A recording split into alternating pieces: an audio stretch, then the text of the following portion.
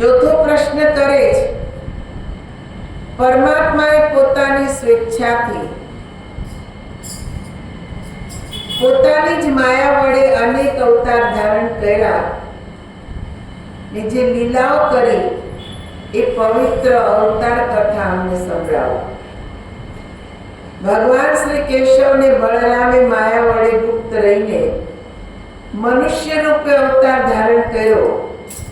માનવીથી ન થઈ શકે તેવા મહાન કાર્ય કર્યા. એ જે કાર્યો છે એ અમને સંભળાવો, વિસ્તારપૂર્વક એનું વર્ણન કરો.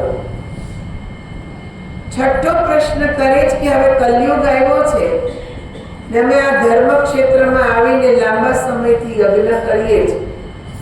શ્રી હરિની કથારૂપી જ્ઞાન યજ્ઞમાં ભાગ લેવા અમે આતુર છીએ. વેદો, ધર્મ અને બ્રાહ્મણના રક્ષક યોગેશ્વર શ્રી કૃષ્ણ હવે નિજધામ પધાર્યા છે, તો હવે ધર્મ કોને શરણે ગયો તે અમને કહો. આ પ્રમાણે શૌનકે જે પ્રશ્નો કર્યા છે સૂતજી એનો હવે કે છે જવાબ બીજા અધ્યાયમાં આપે છે. ધર્મનું આચરણ અને જિજ્ઞાસા, મનુષ્યનું કલ્યાણ કઈ રીતે થાય એના વિશે સૌનકજી સમજાવે છે કે પુરુષોનો પરમ ધર્મ છે ભગવાનની ભક્તિ. ભક્તિમાં અડગ શ્રદ્ધાપૂર્વક રહી કોઈ પણ ફળની ઈચ્છા વિના ભક્તિ કરવી, જેનાથી અંતરાત્મામાં આનંદ ઉપજે. ભક્તિ કરવી પણ કેવી? અંતરાત્મામાં આનંદ ઉપજે. આપણે કાલે પણ જોયું હતું ને, ગાયું કે ભક્તિ કરતા છૂટે મારા પ્રાણ, પ્રભુજી એવું માનું. એટલે ભક્તિ કોને કહેવાય? આ પહેલો પ્રશ્ન જે છે એનો જવાબ સૂતજી આપે છે. એ ભક્તિ એવી જે અંતરાત્માને આનંદ આપે. આપણે એવી ભક્તિ કરીએ જે મનને આનંદ આપે છે. મન ખુશ થઈ જવું જોઈએ. મારા પ્રભાબેન ઘણી વાર કે ભજનો ગામ તો બધાને બહુ ખુશી થાય. એટલે શું છે? મનનો આનંદ, મનોરંજન, મનનો આનંદ છે. અંતરાત્માનો આનંદ શું? ઈ ભક્તિ કઈ ને ઈ ભક્તિ કરવાથી જ મનુષ્યનું કલ્યાણ થાય છે. આવું નથી કીધી, ભાગવત કહે છે, સૂતજી સમજાવે છે. આપણે જો કથાઓ ઘણી સાંભળીએ છીએ પણ આ વાત મગજમાં આપણે લેતા નથી કે વાસ્તવમાં ભક્તિ કઈ. કે ભક્તિ કરતા છૂટે મારા પ્રાણ. પ્રાણ છૂટતા હોય તોય ભક્તિ થાય. બહુ વિચારજો આ શબ્દને કે પ્રાણ છૂટી રહ્યા છે. આપણે ઘણાને જોઈએ છે કે અંતિમ સમયે પ્રાણ છૂટવાના હોય તો ભગવાન યાદ આવવાને બદલે દીકરા દીકરી, ધન દોલત આ બધું યાદ આવે છે. આવે છે નેમાના હોય બાપા ને હાય બાપા, શરીર એટલું રોગથી ઘેરાઈ ગયું હોય કે જ થયા રાખે. એક બાને હમણાં થોડા દિવસ પહેલા હું જોવા ગઈ હતી, પથારી વશ. મેં કીધું ભગવાનનું નામ લેવો. ઓ બાપા, કેમનું નામ લેવું? આ બહુ પેટ દુખે. સીધા બાપા જ યાદ આવ્યા. ઓ બાપા, કેમનું નામ લેવું? કે આ પેટ બહુ દુખે. મન પેટમાં જ જાય છે, નામ લેવાતું નથી.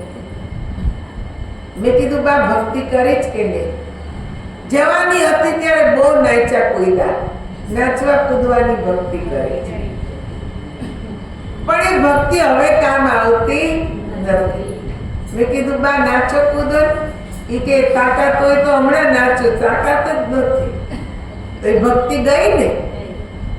તમે જ નિર્ણય કરો, ગઈ કે નહીં? કામ આવી નહીં. તો એ કઈ ભક્તિ છે કે જે અંતિમ સમય પ્રાણ છૂટી ગયા છે ત્યારે પણ થઈ શકે. ભલે શરીર શિથિલ થઈ જાય, શરીર કામ ના કરે, પેટ દુખે, માથું દુખે, બધું દુખે,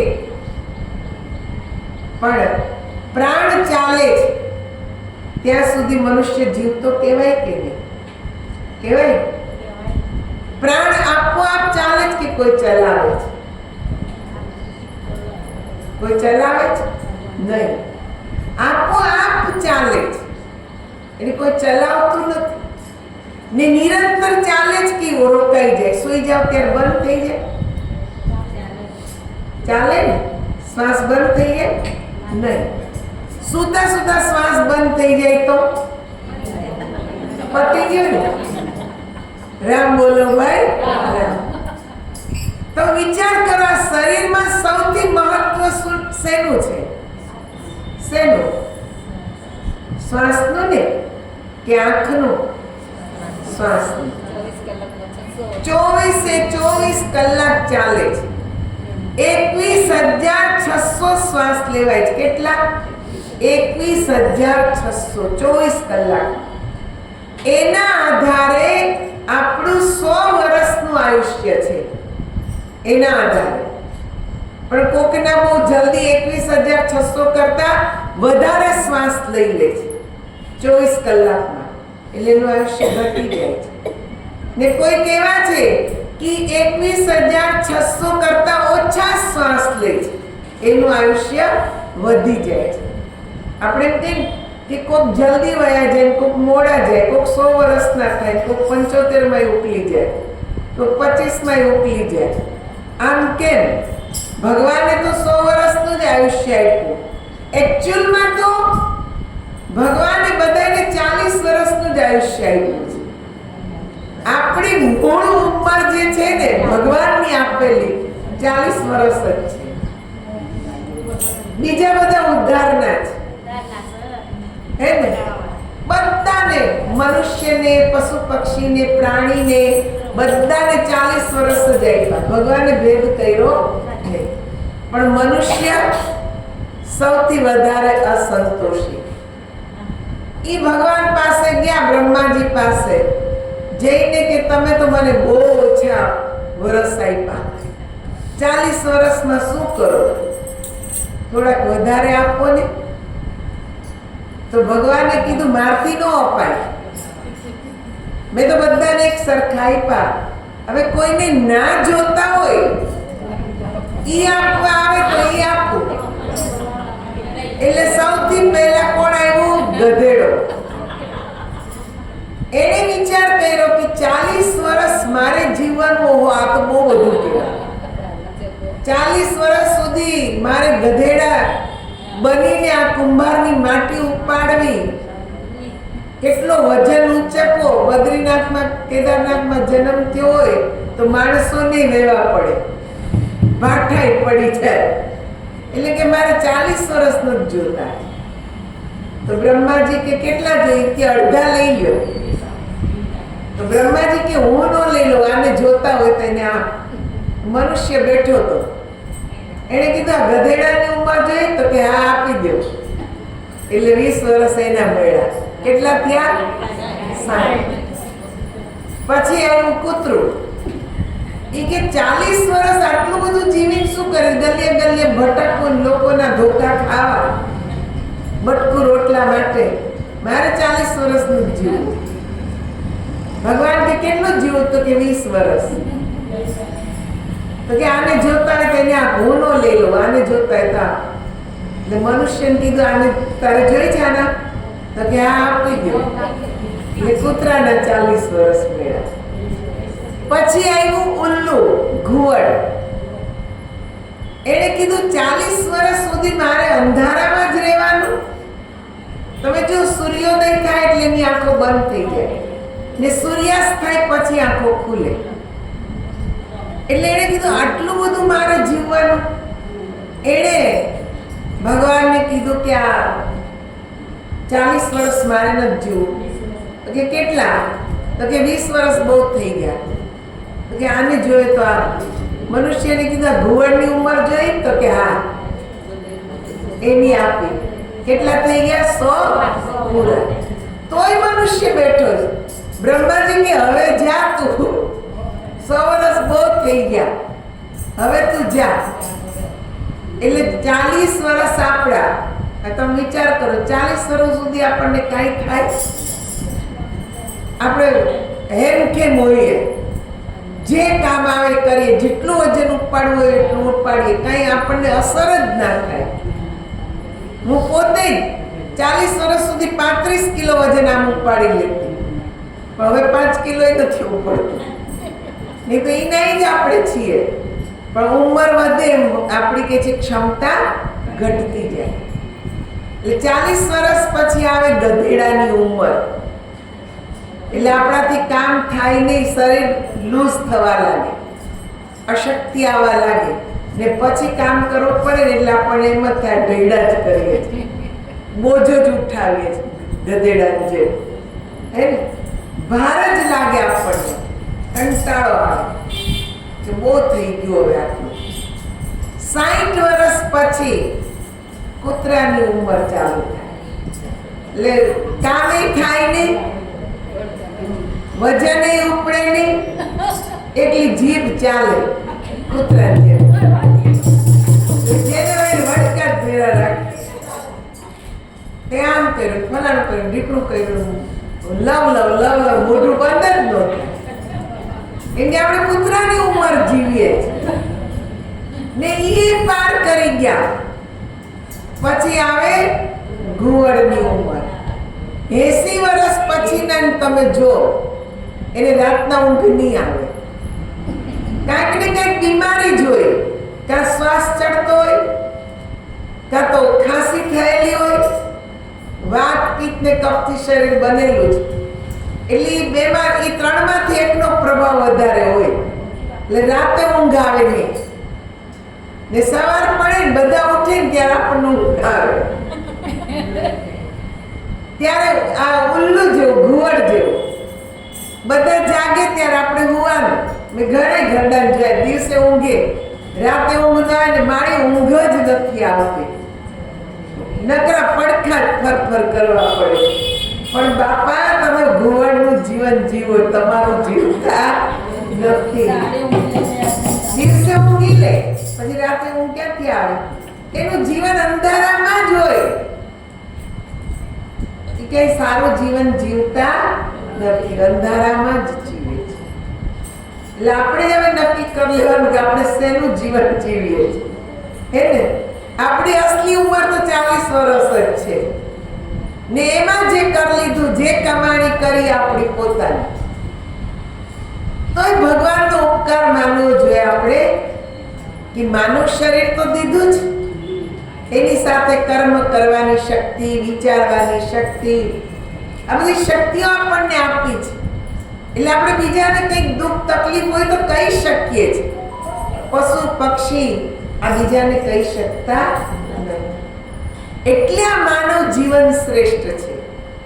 નિલેશ સોનકજીએ પૂછ્યું કે માનવ નું કલ્યાણ થાય, કેમ કે આ જ એક એવો અવસર છે, માનવ શરીર જ, કે આમાં ભગવાનની ભક્તિ કરીને ભગવાનને પામી શકાય. બાકી કોઈ યોનિમાં કોઈ પશુ પક્ષી જીવ જંતુ ભગવાનની ભક્તિ કરી શકતા નથી. કેવળ મનુષ્ય જ અધિકારી છે. એટલે તુલસીદાસે કીધું, બડે ભાગ્ય માનુષ તન પાવા, સુર દુર્લભ સદ ગ્રંથન ગાવા. બડે ભાગ્ય માનુષ તન પાવા. મોટા ભાગ્ય છે આપણને આ શરીર મળ્યું છે, ને આને જો આપણે ખાવા પીવામાં ગુમાવી દીધું તો પશુ પક્ષીમાં આપણામાં કોઈ ફરક નથી. ભક્તિ કરી લેવાની ને કયું સરળ સાધન, કઈ ભક્તિ? તમે કીધું ને, શરીરમાં, આપણા શરીરમાં એક જ એવી ક્રિયા છે શ્વાસોશ્વાસની જે નિરંતર ચાલે છે. ને શ્વાસોશ્વાસમાં પ્રભુ નામ સ્મરણ કરવાની વિધિ સંતો પાસેથી શીખવી પડે. આપોઆપ આવડતું નથી. યુટ્યુબમાં ઘણા વિડીયો આવે છે, પણ છતાંય અંતે એમ જ કહેશે કે સદગુરુ પાસે જઈને શીખો. બધું બોલી જાય પણ પછી શું કહે છે? સદગુરુ પાસે જઈને શીખો. કેમ? સાંભળેલું બધું સમજમાં આવતું નથી. સદગુરુ આપણને પ્રેક્ટિકલ કરીને બતાવે કેવી રીતે શ્વાસ લેવો, કેમ છોડવો, કેટલી વાર રોકવો. આ બધી વિધિ આપણને શીખવે છે ને એમાં કેવી રીતે સ્મરણ કરવું. કયું એવું સ્મરણ છે? ગાય તો દીધું, અજપા નામ ગાયત્રી યોગી નામ મોક્ષદાયિની. આપણા વેદોમાં ગાયું છે. કેવી ગાયત્રી છે કે જે અજપા છે, જેને આપોઆપ જપ ચાલે છે. કોઈ જપતું નથી, આપોઆપ જપ ચાલે છે ને એ જ મોક્ષદાયિની છે. તે ગાયત્રી કઈ? ગાયંતી ઇતિ અત્રિ ગાયત્રી. અત્રિ ઋષિએ જેનું ગાયન કર્યું, જે શબ્દનું ગાયન કર્યું, જે મંત્રનું ગાયન કર્યું, એ મંત્રને ગાયત્રી કીધું. એ મંત્ર આપણી અંદર 24 કલાક નિરંતર ચાલે છે, પણ સદગુરુ વિના એનું જ્ઞાન થતું. અને સવારે જ હોય કે છે સંતને સાંભળતી, આના વિશે સમજાવી રહ્યા હતા, પણ એણે એમ જ કીધું, બધું કીધા પછી કે જ્યાં સુધી સદગુરુ પાસે જઈને તમે પ્રેક્ટિકલ નહીં કરો ને, ત્યાં સુધી આ વાત તમને સમજમાં આવવાની નથી. પ્રેક્ટિકલ તો કરવું જ પડશે. એક બેન હતા ને, પરણીને કે છે સાસરીમાં આવ્યા, પણ ભણેલા ગણેલા, રસોઈ કોઈ દી માના ઘરે કરેલી નહીં. હવે એ બેનને કે છે એના ઘરવાળાએ કીધું તને રસોઈ આવડે? તો કે નહીં.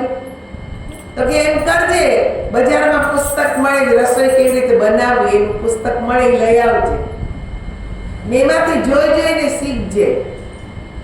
બેન તો લઈ આવ્યા પુસ્તક ને એમાં પહેલું જ હતું શીરો બનાવવાની રીત. એટલે આ બેને કીધું પહેલા તો શીરો જ બનાવો, કેમ કે શીરો બનાવવાની રીત છે ને, નવું નવું રાંધવા શીખવું તો પહેલા એ જ બનાવો. એટલે એને તો ચોપડી ખોલીને વાંચ્યું, 1 કિલો રવાનો લોટ, 1 કિલો ખાંડ, 1 કિલો ઘી. બેને થોડું ભેગું કર્યું. એ કે કડાઈમાં નાખો રવો, ઘી, બધું હલાવ્યા રાખી, ઇલાયચી નાખી, જે જે બધું કીધું તો બધું નાખ્યું એને. હલાવ્યા કરે, પણ કઈ હલવો થાય નહીં. એના ઘરવાળા આવ્યા, એ કે આજે તો તું શીરો કરવાની હતી, શીરો બનાવ્યો? એ કે તમે ગયા ત્યારથી બનાવું છું, પણ કઈ ખાતો નથી. ઘરવાળાએ જોયું, કડાઈમાં રવો છે, ઘી છે, ખાંડ છે, ઇલાયચી છે, બધું જ છે, બદામ પિસ્તા બધું નાખ્યું છે. આમ કરીને જોયું કે ગેસ તો સળગાવ્યો નથી, મૂળ શીરો થાય. એ કે ચોપડી ક્યાં લખ્યું ગેસ સળગાવો? બધું ચોપડી લખેલું હોય. અમુક જે ટ્રીક છે, અમુક જે ગુપ્ત વિધિ છે, એ ગુરુના હાથમાં છે. રામ નામ સબકે પાસ, પર ચાબી સંતો કે હાથ. એ નામ બધાના શ્વાસમાં છે, પણ એની ચાવી સંતોના હાથમાં છે. એટલે પ્રેક્ટિકલ કરવા જવું પડે. એટલે ઘરવાળાએ કીધું ગેસ તો સળગાવ તો શીરો બને. એમના હલાવ્યા જ રાખો તો શીરો બને નહીં. એમ ચોપડા વાંચ્યા જ રાખીએ, કઈ ભગવાન મળે નહીં. એ નામ નહીં સમજાય જે આપણી અંદર નિરંતર ચાલી રહ્યું છે ને, એ જ ભક્તિ છે. શ્વાસે શ્વાસે રટું તારું નામ પ્રભુજી, એવું માગું રે. શ્વાસે શ્વાસે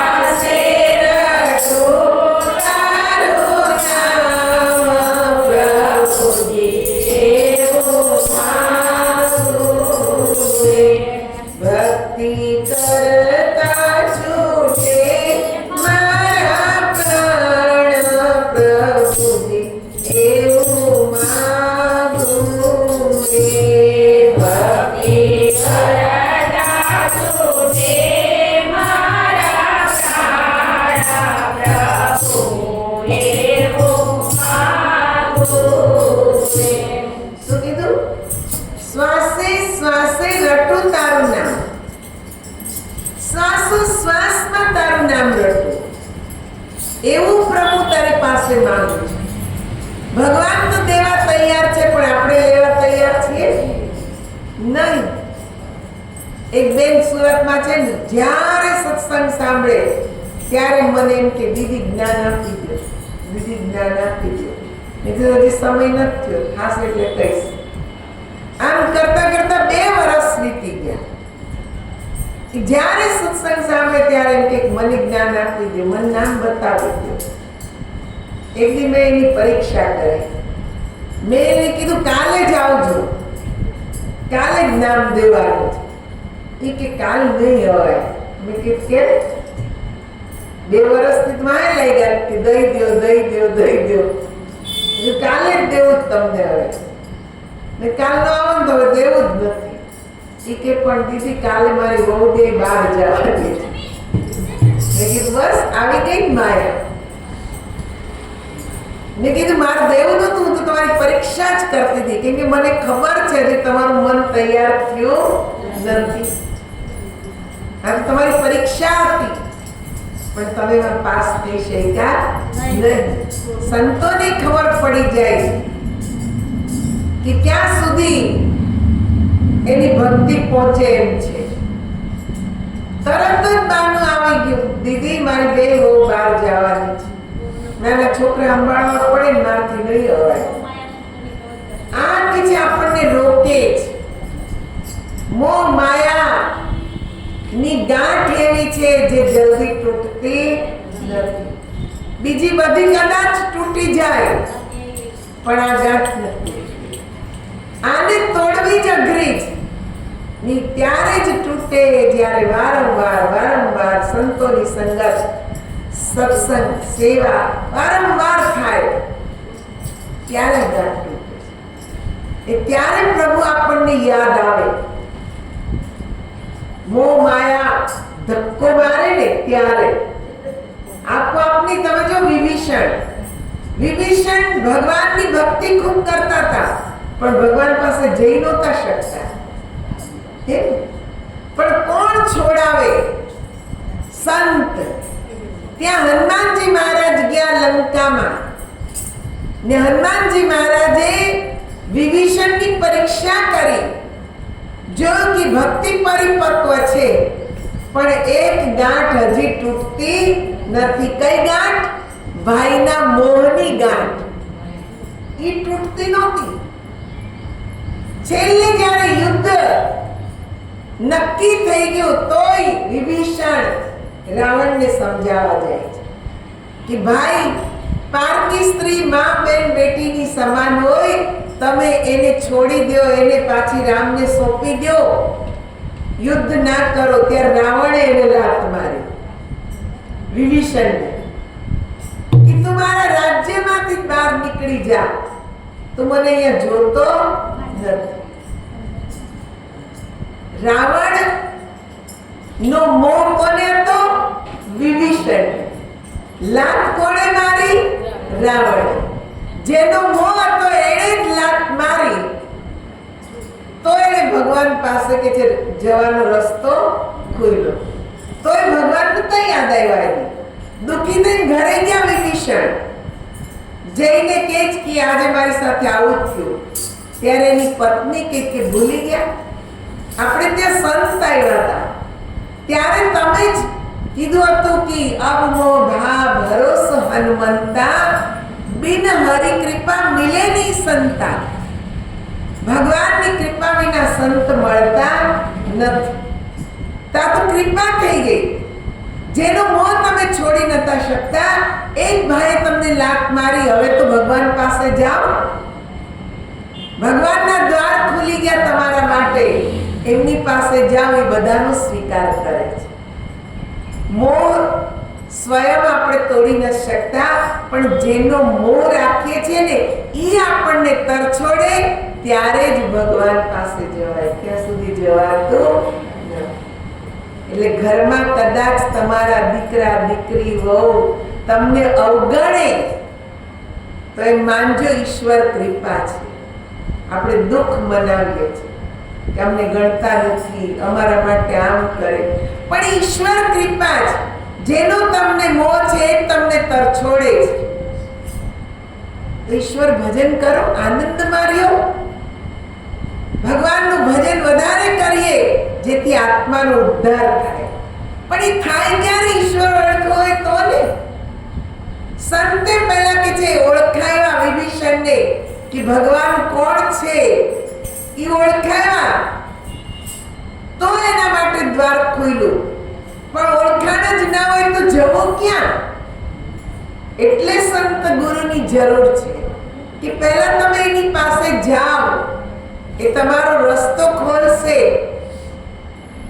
ઈશ્વર ઓળખાવશે ને પછી આરામથી એનું ધ્યાન કરો, એમાં લીન થઈ જાઓ.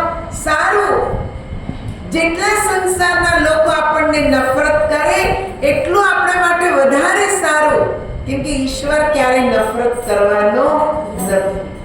એ તો આપણને પ્યાર જ કરે છે. એ ચાહે જ કે જીવ મારી પાસે આવે. હું તો આને બહુ સારી નિશાની ગણાવું છું. તમે જો મીરાને ભગવાનથી પ્રેમ હતો પણ મોહની ગાંઠ છૂટતી નહોતી, ત્યારે તુલસીદાસને પત્ર લખ્યો કે શું કરવું? ભગવાનને મળવું પણ મારા સગા સ્નેહી મારા વિરોધી છે. ત્યારે તુલસીદાસે એને એટલું જ કીધું કે જે ભક્તિના માર્ગમાં વિરોધી એ તમારા સાચા સ્નેહી છે. એને છોડી એનો ત્યાગ કરીને ઈશ્વરમાં મન પોરવી દો, બધાનો ત્યાગ કરો. મીરા ને જ્યારે કે છે રાણાજીએ કીધું કે ભક્તિ કરવી જ તો રાજમહેલ ત્યાગ કર, ને રાજમહેલમાં રહેવું જ તો ભક્તિનો ત્યાગ કર. મીરાએ કીધું તારો રાજમહેલ તને મુબારક, મારે તારા રાજમહેલમાં રહેવું નથી, હું તો ભક્તિ કરીશ. ને નીકળી ગયા. ચિત્તોડ છોડી ને કે જે દ્વારિકા પહોંચી ગયા, ભગવાનમાં લીન થઈ ગયા. આ સંસાર આપણને જ્યારે નફરત કરે ને, સંસાર આપણને જ્યારે તરછોડે ને, ત્યારે સમજવું ઈશ્વર કૃપા થઈ. સંતોની પાસે પહોંચી જાઓ, સદગુરુને શરણે જાઓ ને જ્ઞાન જાણી ઈશ્વરની આરાધના કરો. એ જ મુક્તિનું સાધન છે, બીજું કોઈ સાધન નથી. અહીંયા કે જે નચિકેતાની કથા સુતજી સંભળાવે છે. તમે જો નચિકેતા ઉદ્દાલક મુનિના પુત્ર છે ને ઉદ્દાલક મુનિએ એક યજ્ઞનો આરંભ કર્યો. યજ્ઞ અત્યારે જે કોકીબાએ આરંભ કર્યો છે, આ જ્ઞાન યજ્ઞ છે. શું છે? જ્ઞાન યજ્ઞ. બધા યજ્ઞોમાં સર્વશ્રેષ્ઠ યજ્ઞ છે ને આમાં આપણા વિકારોની, આપણા અવગુણોની આપણે આહુતિ આપવાની છે. જ્યારે આહુતિ અપાય તો જ આપણી અંદર નિર્મળતા ને ભગવાનનું શરણું મળે. ઉદ્દાલક મુનિએ પોતાની મનોકામના પૂર્ણ કરવા એક યજ્ઞનો આરંભ કર્યો. બ્રાહ્મણોને નિમંત્રણ આપ્યું ને દાનમાં કે જેમણે વસુકી ગયેલી ગાયો, જે સાવ નકામી, દૂધ આપતી નથી, એવી ગાયોનું દાન બ્રાહ્મણોને કરવા લાગ્યા. ત્યારે નાના એવા નચિકેતા એને એમ થાય કે મારા પિતા પુણ્ય કરવા કરતા પાપ વધારે કરી રહ્યા છે, કેમ કે વસુકી ગયેલી ગાયો એ બ્રાહ્મણ લઈ જઈને નિશાસા જ નાખશે કે આ તો દૂધ તો આપતી નથી, આને ચારો જ ખવડાવવા રાખવાનો. એ જેટલા નિશાસા નાખશે એટલું પાપ મારા પિતાને વધારે લાગશે. ને આપણી વૃત્તિ હોય છે, માનવ વૃત્તિ હોય છે કે જે નકામું હોય, જે કામનું નથી, એવું આપણે સંતોને દાન કરીએ છીએ કે આમાં નથી કામનું, તમારા આશ્રમમાં રાખો. એનો કોઈ અર્થ એ નહીં કે જે કચરામાં જ નાખવાનું ને, એની એ કે જે ઉઠાવી ને મહેનત કરવાની, શું કામ ને? સંતોને જેવી જરૂર છે એવું દાન કરો ને, જેનાથી એના અંતરના આશીર્વાદ મળે. પણ નકામું જે છે એવું આપણે દાન કરીએ છીએ. નચિકેતાએ કીધું પિતાને, પિતાજી, યજ્ઞના પુણ્ય કરતા વધારે આજે તમે દાન આપો છો ને વસુકી ગયેલી ગાયોનું, એ દાનનું પાપ તમને વધારે ચડી રહ્યું છે. તમે આવું દાન ન કરો. ત્યારે એના પિતાને ક્રોધ આવ્યો. ક્રોધ ક્યારે આવે મનુષ્યને? કે હું કંઈક છું, હું વધારે જાણું છું, મને વધારે ખબર પડે છે. એવા વ્યક્તિને કોઈ ટકોર એટલે તરત ક્રોધ આવે. એમને ટકોર્યા કે મને વધારે જ્ઞાન છે ને તું મને વળી શિક્ષા આપે છે. જ્યાં તારું એ યમરાજને દાન કરું છું. ક્રોધમાં આપી દીધું દાન. નચિકેતા ખુશ થઈ ગયા કે ચાલો કમસે કમ મારું તો દાન થયું. સૌથી વાલો હું પુત્ર છું એમને, ને વાલા પુત્રનું દાન યમરાજને કર્યું. નચિકેતા તૈયાર થઈ ગયા ત્યારે ઉદ્દાલકની આંખો ખુલે કે ઓહો, આમે શું કર્યું? ક્રોધમાં આવીને મારા પુત્રનું દાન યમરાજને કરી દીધું. યમરાજ પાસે કોણ જાય? બધી મૃત આત્માઓ જાય. ને અહીંયા નચિકેતાને એવા યમરાજ પાસે મોકલા. યમરાજ યમલોકમાં કે છે હતા નહીં જ્યારે નચિકેતા પહોંચ્યા. દ્વારપાલે કીધું કે હમણાં તો છે નહીં, 3 દિવસ પછી આવશે. તો કે વાંધો નહીં, આ દ્વાર પર હું એમની રાહ જોઈશ. 3 દિવસ સુધી અન્ન જળ છોડી ને નચિકેતા ત્યાં રાહ જુએ છે કે યમરાજ આવે, એમના હું દર્શન કરું, પછી અન્ન જળ લઈશ. 3 દિવસ પછી યમરાજ આવ્યા. ત્યારે દ્વારપાલ જઈને કીધું કે એક નાનો બ્રાહ્મણ બાળક અંજળ છોડીને 3 દિવસથી તમારી રાહ જુએ છે. 3 દિવસનું એને તપ છે. યમરાજ તો ખુશ થઈ ગયા. પહેલી વાત તો મારી પાસે કોઈ આવે જ નહીં, ને બીજું આ બાળક આવ્યો તો મારા દર્શન માટે આટલી બધી કે જે તડપણ કે અંજળ છોડી દીધા. બોલાવો, જલ્દી બાળકને બોલાવો. જ્યારે બાળકને યમરાજ પાસે લઈ ગયા, એમણે પ્રણામ કર્યા નચિકેતાએ કે મારા પિતાએ આપને દાન કર્યું છે, મારો સ્વીકાર કરો. કોનો પુત્ર છે? તો કે ઉદ્દાલક મુનિનો. શા માટે દાન કર્યું? બધી હકીકત બતાવી. નચિકેતાએ કીધું કે ગુરુદેવ, હવે તો હું આપને શરણે આવ્યો છું, આપનો શિષ્ય છું. મારું દાન આપને થયેલું છે, આપ મારો સ્વીકાર કરો. યમરાજ કે સ્વીકાર તો કર્યો, પણ તે 3 દિવસ મારા માટે તપ કર્યું. અંજળ છોડીને હું તને 3 વરદાન આપવા માંગુ છું. તું પેલા વરદાન માંગ. તો નચિકેતાએ કીધું કે સૌથી પહેલું વરદાન તો તમે મને એ આપો કે મારા પિતાએ જે જાણે અજાણે વસુકી ગયેલી ગાયોનું દાન કર્યું છે, પાપમાંથી એને મુક્તિ કરો, મુક્ત કરે. એ તો ભોગવવું પડે ને. આને કહેવાય પુત્ર. કે ભલે પિતાએ યમરાજને દાન કર્યું, છતાંય મનમાં કોઈ રંજીશ નથી. આજના દીકરા હોય તો જોઈ લઈશ, હું આમ કરી લઈશ, હે ને? બાપને ધમકી આપે. સુરતમાં હું એક સ્કૂલમાં સત્સંગ કરવા ગઈ. મેં કીધું કે કેમ સ્કૂલમાં સત્સંગ અમારો રાખ્યો? ત્યારે ટીચર બેન બોલ્યા કે અમે આ એક નવી શરૂઆત કરી છે કે બાળકોને સંસ્કાર આપવા. સંસ્કાર પીરિયડ છે અમારો, કે બાળકોને સંસ્કાર આપવા.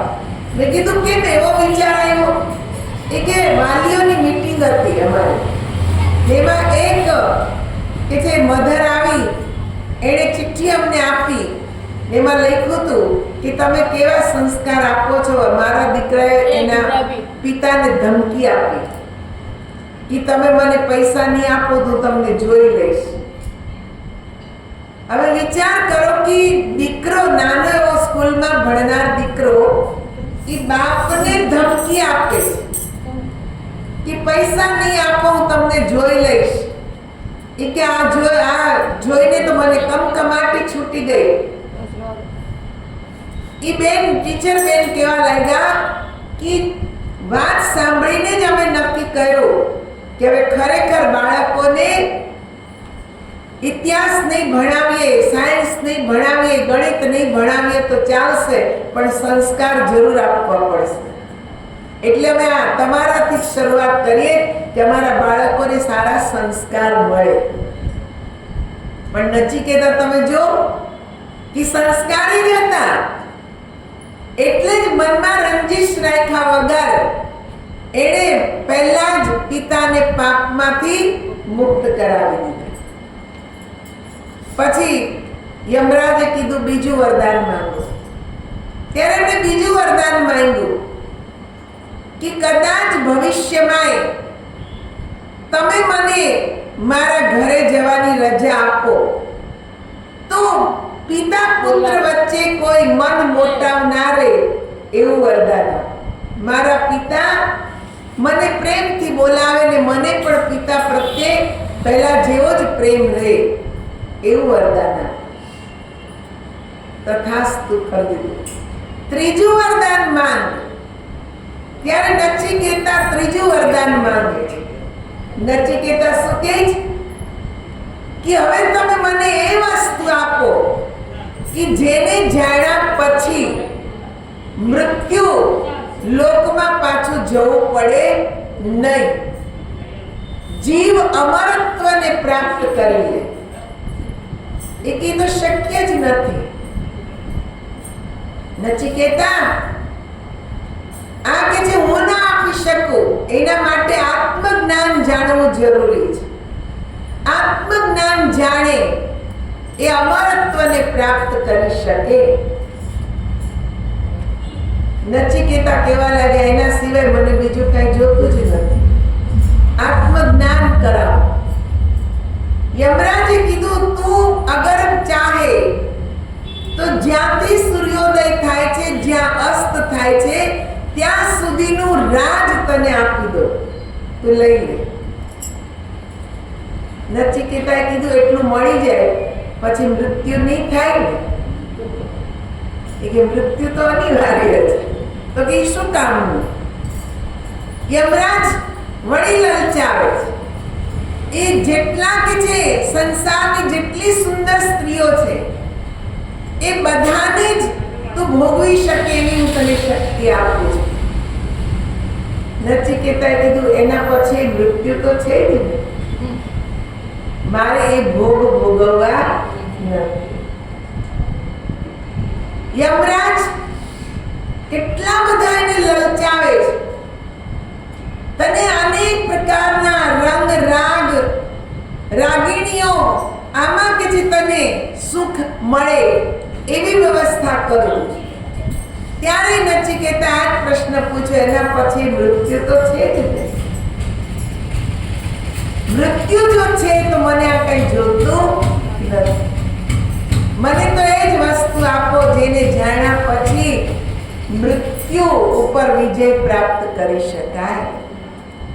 યમરાજ પ્રસન્ન થઈ ગયા કે આનામાં કોઈ લાલચ નથી, કોઈ વસ્તુનો મોહ નથી, કોઈ પ્રકારની લાલચ નથી. આ ખરેખર આત્મજ્ઞાનનો અધિકાર છે. ત્યારે યમરાજ નચિકેતાને આત્માનું જ્ઞાન કરાવે છે.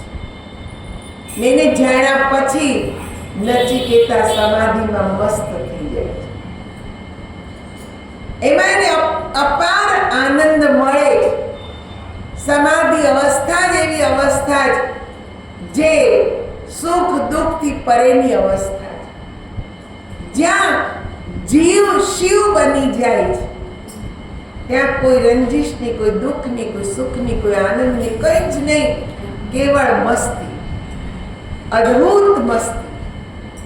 એમાં કે જે મસ્ત થઈ જાય છે ને એના માટે આ માનવ જન્મ છે કે મસ્તી આપણે લઈ શકીએ. એટલે તો કીધું કે એવા સંતો પાસે જાઓ જો આનંદ સંત ફકીર કરે, वो आनंद नाही अमीरी में, जो आनंद संत फकीर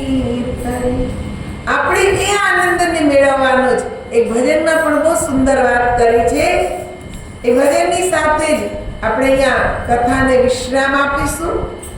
આવતીકાલે જે પ્રસંગ આવે છે ભાગવતની અંદર, એ નારદજીનો પ્રસંગ છે કે નારદજી બ્રહ્માજીના માનસ પુત્ર કઈ રીતે બન્યા, એમને કઈ રીતે ભક્તિ પ્રાપ્ત થઈ, એના વિશેનો પ્રસંગ છે. આવતીકાલે પ્રસંગને જોઈશું. અહીંયા ભજન જે પરમાત્માનું ધ્યાન કરવાથી જે આનંદ મળે એના વિશેનું ભજન છે. આપ લોકો પણ બોલશો. બોલ શ્રી કૃષ્ણ કનૈયા લાલ. હરિ ધ્યાન હૃદયમાં ધરતો જ્યાં, સત્કર્મનું ભાથું ભરતો જ્યાં. હરિ ધ્યાન હૃદયમાં ધરતો જ્યાં, સત્સંગનું ભાથું ભરતો જ્યાં. ધીરે ધીરે માયામાંથી હટતો જ્યાં, તું પ્યાર પ્રભુને કરતો જા. ધીરે ધીરે માયામાંથી હટતો જા, તું પ્યાર પ્રભુને કરતો જા. હે લક્ષ 84 નો ભાર હરે, હે લક્ષ 84 નો ભાર હરે, વળી કાયાનું કલ્યાણ કરે, વળી કાયાનું કલ્યાણ કરે. પરલોકે સુખનું જ્ઞાન મળે, એ જ્ઞાન કંઈક તું લેતો જા. પરલોકે સુખનું જ્ઞાન મળે, એ જ્ઞાન કંઈક તું લેતો જા. હરિ ધ્યાન હૃદયમાં ધરતો જા, સત્સંગ